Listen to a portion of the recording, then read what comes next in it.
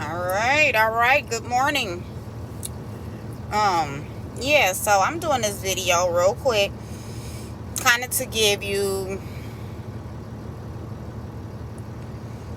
information on how to get started in the box truck business. Um, it's easy. I'm not gonna sit up here and try to say it's not easy. It's just not a lot of collected information where you can go and get, just what you need to get started. And then a lot of these people out here want to charge you for the information, and I'm not mad.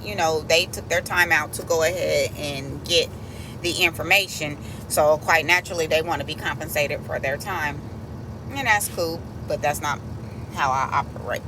So I'm putting this video together kind of to give you some information on what you need to do in order to get started in the box truck business.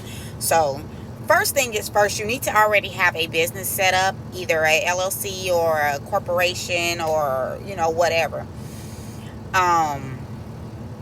That would be your first step, is getting your business set up through your state's Secretary of State, or however you do it through your state. That would be your first step. I recommend, if you have a business already, you can utilize that business, especially if you're not really doing anything with the business, but you have an active business. I would suggest you do that versus starting a new business. But if not, and you're starting out from scratch, I would recommend you do a corporation, me personally.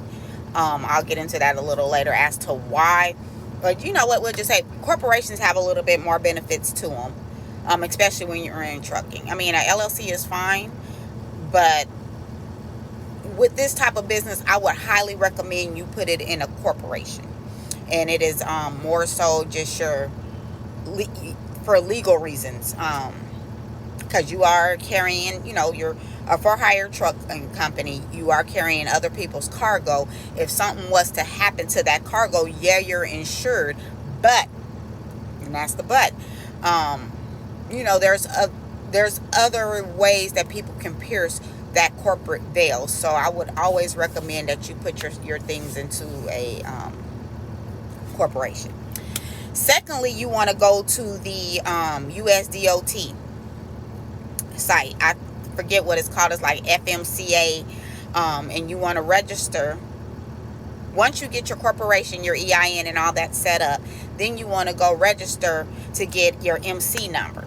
Now, there's two ways that you have to, there's two things that you have to do when you're getting your MC number. You're getting your MC number, which allows you to operate within your state. Or excuse me, your DOT number, which allows you to operate within your state. And then you have your MC number, which allows you to go interstate. So you can go to any state and operate. It takes about,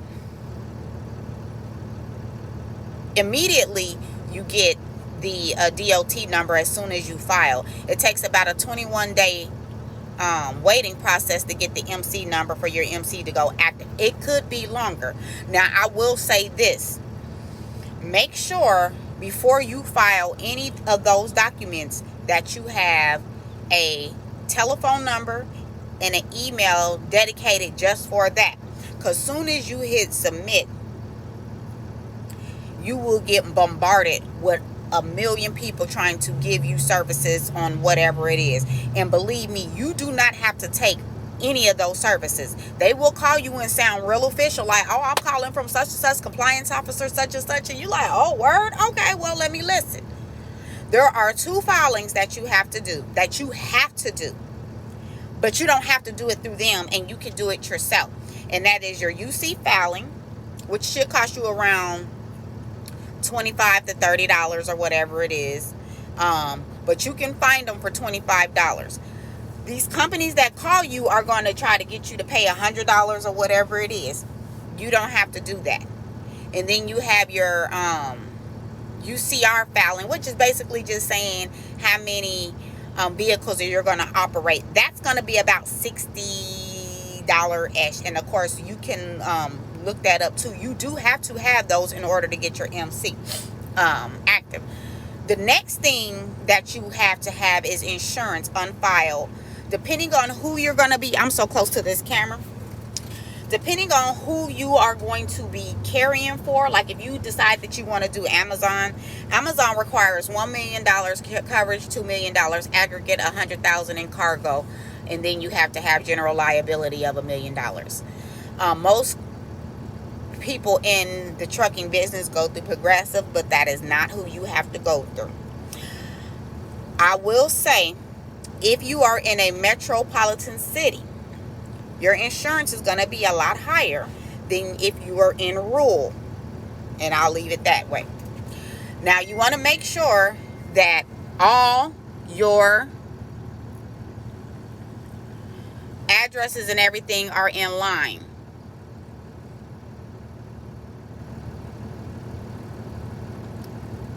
In line with each other. Like your address to your business, the address to your insurance, and the address to what you registered to the to get your MC. All of that is in line, because if anything says something different, it will stop, or it will slow down your process, and you would have to update it.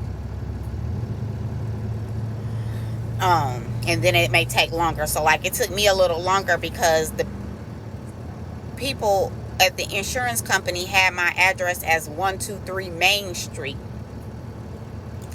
and Fort Valley, and it's actually 117 East Main Street. And I don't know if it was my typo or their typo. I don't even remember. I just went ahead and fixed it. But when I initially did my documentation, I thought that they were asking me about my personal information, and I put my personal address and email address, not my email address, but I usually use my business. Anytime I'm dealing with something business wise, I use my personal business email address, which was fine. So there was 3 different addresses going on, so I had to go in and update the address to my insurance. I had to update the address to my business with the Secretary of State, because everything I do out of my home, just because I have so many different locations. It's easier for me just to do it from my home. But I had to update that to the address, to my Fort Valley address, and then I had to register and change the address with my MC information to update that with the Fort Valley address. So once I got all my addresses in line and everything, about 4 or 5 days later or so, my MC came active. It was supposed to be done on the 21 days, but it actually ended up being 30 days, almost 30 days to the date. And that's just because of addresses. So you definitely want to make sure you have all your addresses in line.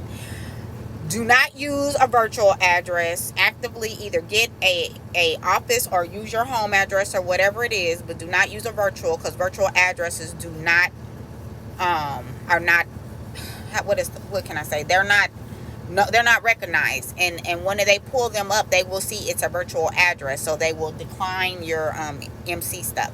And as well as with banking, most banks will not allow you to use a virtual address when you're giving them an address for the bank. So that's another thing. When you're getting your business, you want to make sure that you have once you do your business information and you set up your business with your Secretary of State, you want to get your bank account you want to get a bank account set up. And then you want to go ahead and register your MC and DOT, or register to get a MC and a DOT number. That is a $300 filing. You do want to add yourself as a for-hire carrier, as well as you want to do it for property. You can do a broker or whatever other ones that you want, but do know that you're going to, for every class that you select, you're going to pay an additional fee for. So if you are a broker, a carrier, and a what is the other one? A broker, carrier, and whatever, you're going to pay 3 times that. So it'd be $900 that you're going to pay for every class. I am a for-hire general freight. So I only pay, of course, the $300, because I'm a one class, technically, because I'm just a carrier. I'm not a broker or anything of that nature. I just carry, and I'm a for-hire general freight. Now, depending on how, what you do, it's tailored to you. So if you want to do hazmat or whatever those are, you will have to list those, everything that you want to do. If you want to do furniture, if you want to do, whatever it is, it will be listed there and you would have to select it. I'm not doing furniture. I'm just doing general freight. I'm not doing people. Oh, that's another one. You can, and then also for people, they have that class too. I don't carry people, and I don't carry like goods from your home, like your furniture, your couches, your sofa, your sofas, your beds, all that stuff. I don't do that. So I didn't select that, and I don't even want to do that. So I didn't select that as a part of my my authority. Once you do all that, you do your insurance. Like I said, the insurance is going to be high. You have to have that insurance. Now, most people say because it takes at least 21 days to even get authorized, or for them it's like a cooling period, or what I found out is that 21 day is for somebody to contest your authority. So if somebody does not want you to, I guess, drive or whatever it is, they have it within that time frame that people have 21 days to be able to contest your authority. And so that's what that is for. Why anybody would want to do that, I don't know. But I guess there are reasons. It's none of my business. Let's see. Once you did your business, you got your business, you did your EIN, and you got that back and it's approved, all of that, then you went ahead and did your filing, paid your $300, do your UCR and your I can't think of the other filing. Then you get your insurance. You can wait like a week before your 21 days is to expire to actually get your insurance, because your insurance is going to be due the next month, and it's not going to be cheap. I'm pretty sure you're going to pay like anywhere between $2,000 to, I don't even know, $4,000 to $5,000 of a deposit on your insurance, depending on what location you are at. And then your monthly will be from there. So they do it by the year, not by the 6 months like normal auto carriers. So whatever that is, they take the deposit. That's 2 payments, and then you're billed for the next 11 months, or 10 months after that. So they divide that into 10 months after that. So whatever that will be, and you'll make your monthly payments based off of that. You can get insurance without a truck, like I did. I rent my truck. I'm not purchasing a truck, and I don't plan on ever purchasing a truck. And I have my reasons, and I'll explain that later. But you can get your insurance and get insurance, active insurance, without a truck. You just have to either look online and get a VIN number, or you can call a local carrier and have them to send you a VIN number. And then, of course, if you don't get that truck, you just contact your insurance, and they will adjust your insurance up or down depending on what year. So when I first got my insurance, I had a 2022 Freightliner or something like that. But when I actually picked up my truck, I got a 2016 International, which is 2 different trucks, 2 different makes, 2 different, different years. So quite naturally, the 2022 was going to be a lot more expensive to cover than my 2016. So once I did that, I ended up paying less, because once I changed the car out, my insurance dropped from, I think it's $1,600 to like 15 and some change. And actually it was supposed to be 14 and some change, but I digress from there. That's what she quoted. I'm not going to worry about that. So once you do that, you got to wait, you get your insurance. Then you just wait. Now you're just kind of looking at your loads. There are some things that you can use, which is the Keep Trucking device, which is your ELD, is your electronic log device. This is how you stay in compliance for the most part with DOT. As a driver, we can only drive 11 hours a day. We have to be off 10 hours. And then you have to take us at least a 60-minute break within that 11 hours. So with that log, you can log that. You can log your receipts, your gas receipts. You can log your inspections on your vehicles that you have. Also, if you were to get pulled over by the DOT, you have log to be able to show them, hey, this is my records, da da da da da. So everything that is associated with our driving is a part of that log. It's about $30 a month to have it attached to your vehicle, or something like maybe $40. I don't even remember, but it's a monthly service charge. It's pretty much like a phone service that they charge you to have the device hooked up to your car. They also have a dash cam that you can get to, and that should help you to save on your insurance, at least it's supposed to. I will recommend that you get at least another phone or another device that you can use, for your directions, and another one that you use for you to be able to talk. Also, I would recommend getting the trucker headsets, just to cancel out all the noise that you hear in your vehicle. Also, I would recommend you start looking at the different load boards. They have 123, I think it's 123 truck, DAT.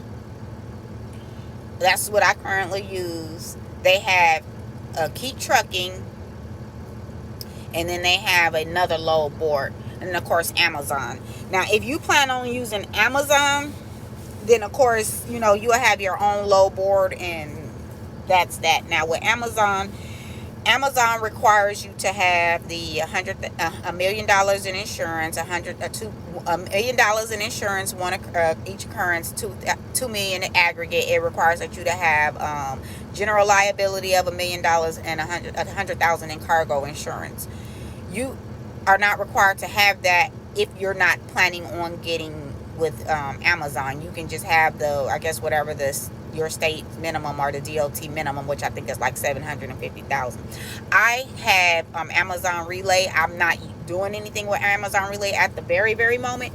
I'm actually just taking my own private loads, and but I still have the coverage. So if I want to, where I'm at now, I could pick up a load for Amazon and deliver it in whatever state I'm in. If I choose to, I can go to their hub, pick up a load and deliver it, and be just fine if I was just to go state to state. I'm just out really here just getting the experience, and it's cool. I mean, if you know how to drive, like you've been driving for years, you know how to drive, you can virtually drive anything. A box truck is going to be scary or intimidating at first, but once you get used to it, you will be able to go on and do what you do. Let's see what else I can think of. Oh, your log. So what you're going to need is your DOT physical. You don't have to have it out the gate, but I would recommend you go ahead and get it just to make sure before you put yourself on that road that you are healthy, to do so. You don't want to get out on the road and then find out you have an underlying health issue. I'm going to say this. I am a commercial driver, but I'm not a commercial licensed driver. So I am not required to do drug testing or things of that nature. Now, I'm not saying that you ought to be out here doing drugs, but as an owner operator, I'm not required to myself to do it. However, if you hire drivers, you are required to have a drug program, and that can run you anywhere between $80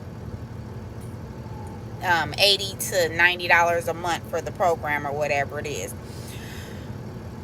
I intend on having some drivers in the near future. However, I don't have any right now.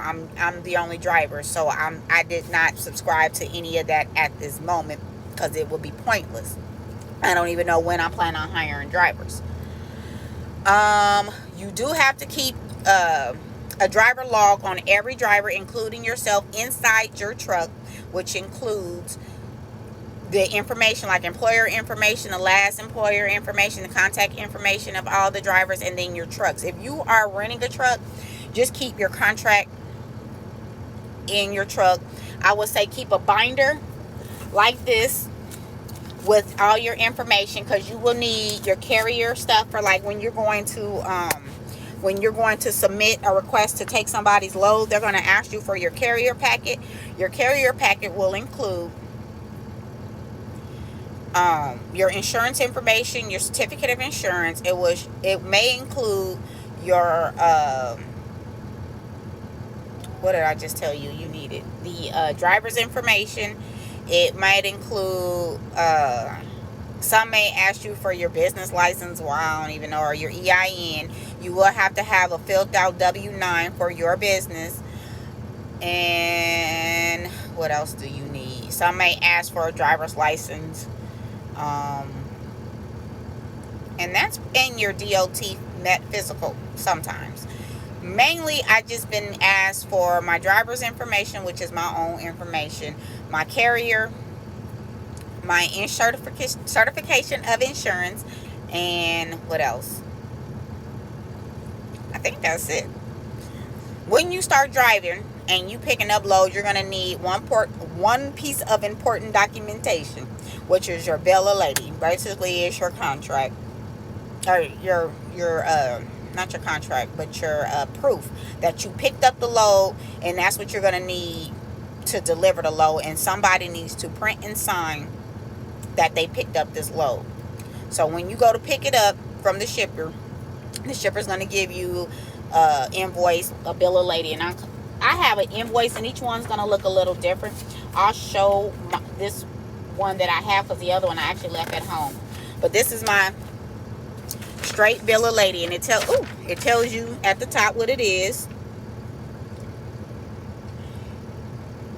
Short form, original, non-negotiable. It has the information as to where I picked up my load and who it went to. And then at the bottom of it, I had the shipper sign and an I sign, but you can't see my signature because where he copied it. And then when I picked it up, I had who signed, and they dated it for me. That's how you're going to get paid. That's how they give you proof that you delivered the load. And you want to make sure that you get a signed copy, and you retain a copy for yourself, and you send to your shipper. As soon as you deliver the load, you take a picture of it, or if you have a scanner, you can get a scanner. There we go. You can get a scanner and scan it into them, and send it to them, and proving that you actually did drop the load, because you have your signature from the person, whoever worked there. And make sure you have them sign and print, because a signature means nothing if we don't know who the heck it is. Or ask them what their name is, and you can write their name on it. I don't care how you do it, but just make sure you know the person's first and last name of who received your load. And then you send it to your receiver, or to your shipper. There was something else that I wanted to say that was so important, and I just forgot. Let me think. I can't think about it right now. I'll probably add it, maybe. We'll see. I might do another video, because I really just did this impromptu. I'm kind of in the truck now. I was getting ready to leave and go to not Tampa. I'm in Tampa now, getting ready to go to Orlando, because Tampa got something going on, and they are tripping on these hotel prices. They trying to charge like $300 a night for a Holiday Inn. Like, y'all smoking, and it's not the good stuff. So that's gonna be a no for me. So I was gonna go to Orlando and get a room, or I might just go home. I haven't decided. I usually don't move my truck until my truck got a place to go. But I'm not gonna stay in my truck because it's uncomfortable and dangerous, and it's not legal. You cannot stay in a box truck. You can't sleep in a box truck per DOT, because it's not sleep certified. Now, you can get a sleep certified box truck. However, I have not seen one on the road, I don't believe, and they do exist. I just have not seen one, and the chances is probably going to be expensive if you can find one. I guess, I don't know. But I mean, it will be worth it, because you would not have to worry about paying for rooms. So it will probably balance out itself, because you can just go in to your back cabin and actually just go to sleep in there. It's nothing, man. Boy, I tell you, some days, not some days, but yeah, some days, and especially these last 3 days. Yesterday, I was able to sleep at home. Today, I slept in my truck at And I'm not supposed to. The only reason why is because of the hotel. I went and came to this courtyard, and they were like 300 and something. I'm like, you crazy as hell. Like, why would I pay you $300 for this room at the courtyard? This ain't the Lowell, the W, or nothing like that. Y'all crazy. So I just came over here and I laid down. I was gonna try to find me somewhere else, but my legs were swelling, and I did not want to move. So I just said, let me go ahead. I didn't want to drive anymore because my knee and stuff was swelling. My ankles looking crazy. They doing good now. Everything is good now. But I was like, oh no, Sway, that's definitely not gonna happen. So I just stayed here. I ended up falling asleep in my truck, laid down. When I woke up, I was like, oh, okay. I looked around, I seen people were still, so I went and laid back down like, okay, I feel, but I'm still here. Because like I said, I typically don't want to move my truck until I got a place to go. Because every time these wheels is turning, I have to pay for the whatever mileage I put on there. I have to pay for that 19 cents a mile. So I don't move my truck unless it's got a place to go. I hadn't picked up a load yet out of Florida because I didn't know if I was going to try to pick up a load or if I was just going to head back home because I had some things that I have to do back in Georgia. It would be wise that I pick up a load, but I hadn't decided if I was going to do that or not.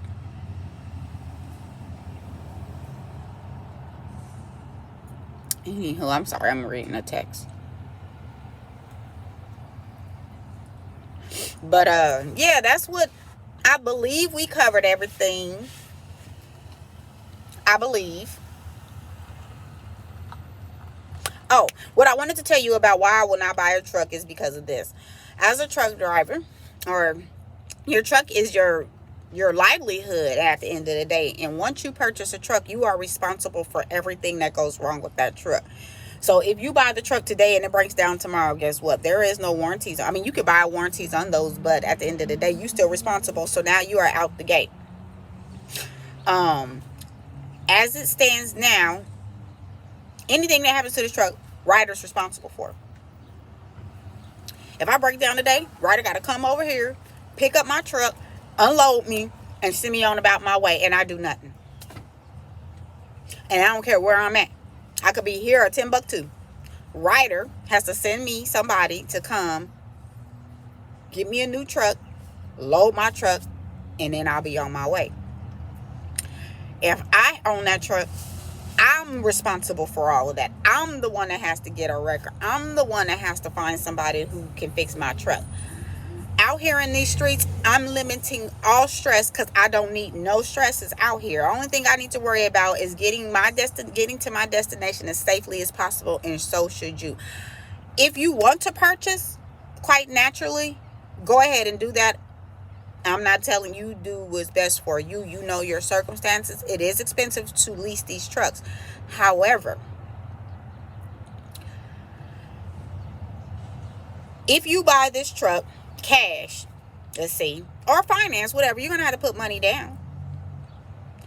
If that truck is broke down, you got to, whatever that money is, because now you just lost that, and you can't run, and you got to pay to get that truck fixed. It's a no-go for me. But I hope I was able to give you all the information and it wasn't rambled on. But I would just go ahead. I'm going to go ahead and just recap real quick. First, start off with establishing a business, LLC or incorporation. Get your EIN number. Go ahead and register with the Department of Transportation. It's going to be about $300 depending on what class you select, or how many classes you select. It takes about 21 days to get your MC active. Make sure you get your insurance. Make sure you get a separate telephone number and email. Make sure for the business that you list on the MCs, on your paperwork for the MC, because as soon as you hit submit, you will get bombarded with calls. Everybody and their mama, like I said, they will be trying to sound official. You have 2 filings that you have to do. Is your your UCR or your UCR filing, which is about $25, and then you have another filing that you have to do, which is like $65. I can't think of the name of that right now, and that might be the UCR filing. I don't remember. And that's just basically telling how many trucks you'll have, and you pay that based off of the number. So I think it's like 3 trucks is 1 to 3 trucks is the 65, and then anything above that you'll pay more. Make sure you sign up for your load boards unless you have a dedicated route. You will not be able to get with Amazon until you are active with your MC number, and they'll send a letter in the mail. But in order for you to know right away, you would just have to keep checking it. And that's it. You can rent your box trucks from anybody, Ryder, Penske, Enterprise, and they're all going to be around or about the same amount, but it all depends on location, of course, because it's based off of need. Anywhere between $400 to $800 a week is what you're going to pay, and then whatever the mileage is. Yeah, I think that's about it. Don't forget to set up a bank account. You will need a electronic logging device for every truck that you put out on the road. You will need that. If you have employees, you will need the drug and alcohol program, as well as the documentation for all your trucks and all your employees inside your truck, every truck. And what else? And I think that's about it. If I think of anything else, I will do an update. All right, y'all. Thanks so much for watching. Y'all keep trucking.